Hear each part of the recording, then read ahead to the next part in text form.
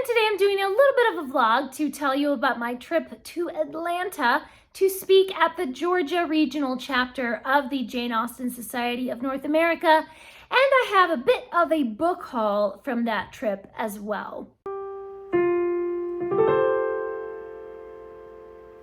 So this past Saturday, I traveled over to Atlanta, not too far away since I do live in Georgia. And I was invited to speak at the Jane Austen Society of North America. And I gave a presentation, a little speech all about BookTube and classic literature on social media, and told them all about some of my favorite readathons on BookTube and just the whole BookTube community and kind of what we do. It was so much fun. I mean, I expected it to be a lot of fun because, like, these are Jane Austen people, you know? Like, this is my crowd. They love classic literature. These are my people. But once I got there and started meeting some of the Janeites and talking with them, and we get to chatting about classic books and everything, it was just so much more amazing and wonderful than I even expected it to be. Everybody was so sweet and kind. They listened very attentively through my excruciatingly long speech. I just had a lot of things that I wanted to say, okay? But they were very excited to hear about BookTube, to hear about different Jane Austen themed read-alongs like Jane Austen July and Feb Regency, and other readathons, you know, like Victober and the one that I host, 30 Books in 30 Days. And we just got to talking about why classics are so important. It was just wonderful. And I think they would have kept right on with a Q&A for a lot longer, but I was like, okay, we have to cut it off at some point.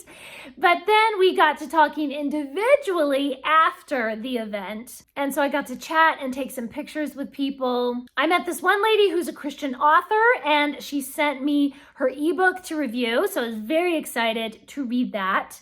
And I think it's set in the Regency time period. So I might actually save that one up to read for Jane Austen July. Her book is The Duke's Last Word, so that sounds really interesting. And then I also met another author, the author of Unmarriageable. This is Pride and Prejudice set in Pakistan. And I received a review copy of her book as well. So not only did I meet some really cool people and some amazing authors, but I came away with some goodies. So I already have some more books to read. The people at the bookstore were so nice. They helped me to set up the screen for the presentation and everything. They were really, really helpful. And they had also set up a whole table showing my recommended books. So they asked me for a list of some books that I wanted to, you know, display and recommend as like my favorite books. And so they already had that set up for, I don't know, about a week or something maybe, before I came to speak. So that was really cool to be like, oh my goodness, like those are the books that I picked and that's my face on a poster.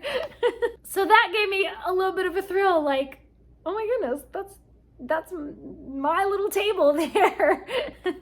And then, of course, when I left, I had to take the poster with me because this can go in my scrapbook, my little memento of my time with JASNA in Atlanta.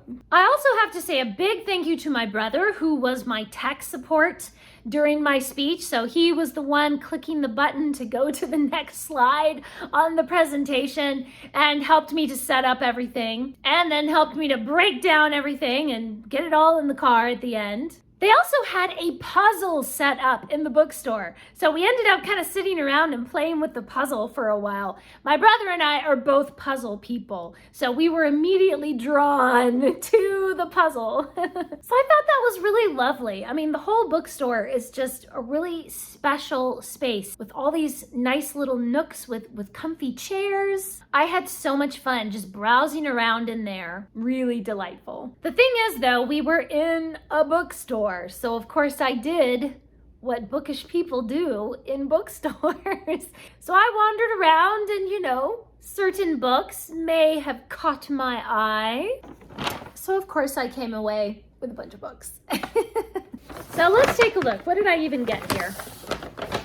I picked up Detective's Assistant by Kate Hannigan. So this is where a girl is orphaned and she ends up finding her long lost aunt, who is working for the Pinkerton's National Detective Agency. The artwork alone looks adorable and so fun. So of course I had to get that one. And of course, I got the review copy of Pride and Prejudice in Pakistan, Unmarriageable. This one I'm definitely saving up for Jane Austen July this year. This will be really fun. A Pride and Prejudice retelling in modern day Pakistan. Oh my goodness. That sounds so fun. And it was really cool to meet the author and be able to hang out with her and just talk Jane Austen with her and everything. So that just makes me doubly excited to read this one. I found 2 graphic novels by Faith Erin Hicks. Faith Erin Hicks is an author of mine. If I see something with her name on it, I have to get it. And I didn't have these. I had never even heard of these. This is The Nameless City, and then the sequel is The Stone Heart.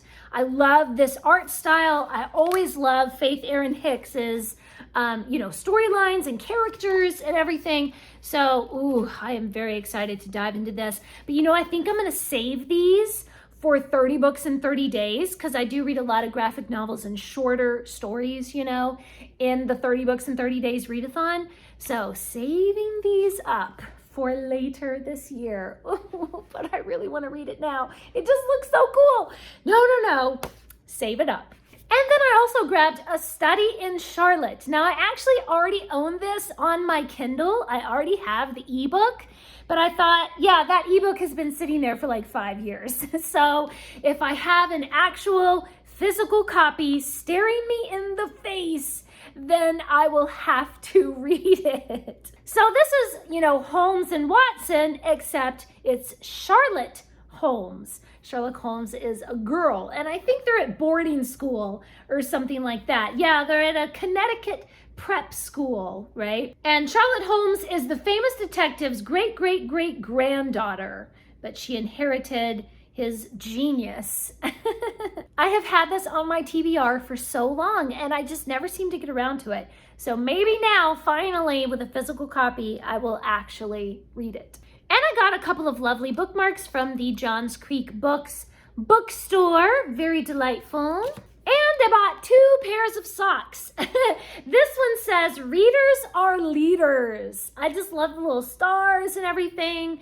And then at the bottom it says Lit, because that's the brand name, is Lit. I mean, I needed new socks too, so these are perfect. And then the other ones, these are socks that support something. So whatever socks that you buy, it supports some kind of charity or something. So these are socks that support mental health, and they just have little suns all over them. I thought that is just like so cheerful and lovely. So I had to get those as well. Is that it? Yeah, that's all. That's all I got. Oh, and the people at Johns Creek Books gave me this cute little bracelet that says Book Nerd on it, but then my niece saw it and she wanted it, so I ended up giving it to her, so I don't have it to show to you right now. Sorry. Well, after the meeting with Jane Austen Society of North America, I felt like, now I can just take a deep breath and enjoy the rest of my vacation in Atlanta. So the next day, we went to the Aquarium and the World of Coca-Cola. So at the Aquarium, the first thing that my little niece wanted to see was sharks, because she is obsessed with sharks.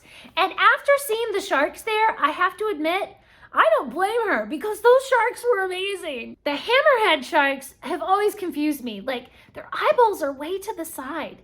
How can they even see out of their eyeballs when their eyes are to the side?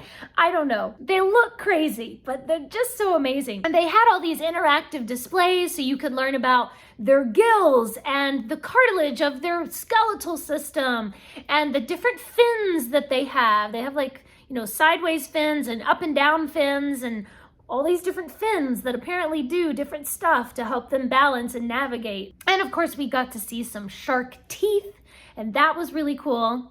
Then we went to the sea lion show, and that was really awesome. But the little girls, my nieces, they kept complaining like, it's stinky. It smells like fish. And I was like, of course it smells like fish. We're in an aquarium. What do you expect?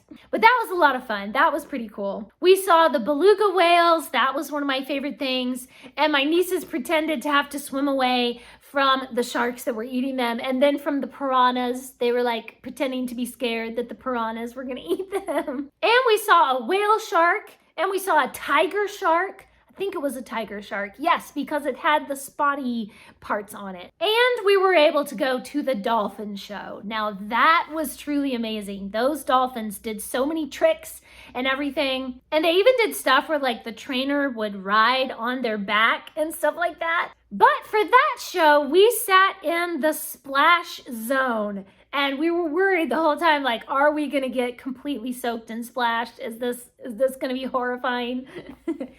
And the people who were like sitting in the middle, they did get splashed, but we didn't really get splashed. We didn't even get a single drop of water on us. My one niece was disappointed that we did not get splashed, but the adults were happy not to get splashed. It was just so incredible. The most amazing thing was seeing my little nieces just discovering like this whole new world of the ocean. And I was discovering it right along with them. It was just astounding to see all these different species and to learn like jellyfish don't have brains and all kinds of amazing things. If you've never been to the Georgia Aquarium, it is worth the trip. It is worth the money and the time. We must have spent like 4 hours in there, I think, and we still didn't quite see everything.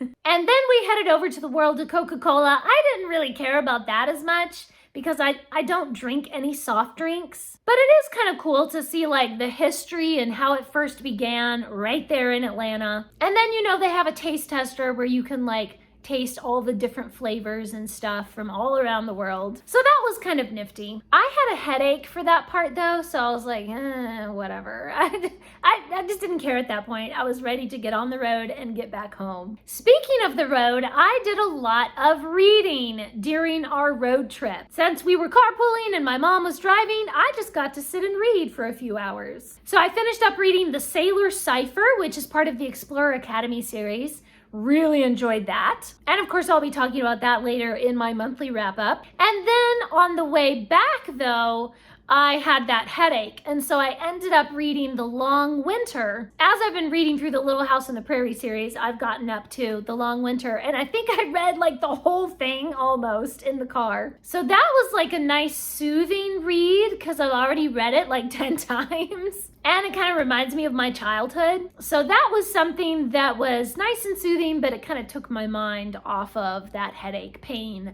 that I was experiencing. So the whole weekend was just incredible. I got to spend all this great time with my family and have a lot of fun. And I got to meet all the cool Jane Austen Society ladies. It was just amazing from start to finish. And I had so much fun and I got so many great books. I have to say, I think I showed a lot of restraint at that bookstore. You know, I could have come away with a lot more books than just this, but I restrained myself and just came away with 5 plus an ebook. So, and 2 pairs of socks.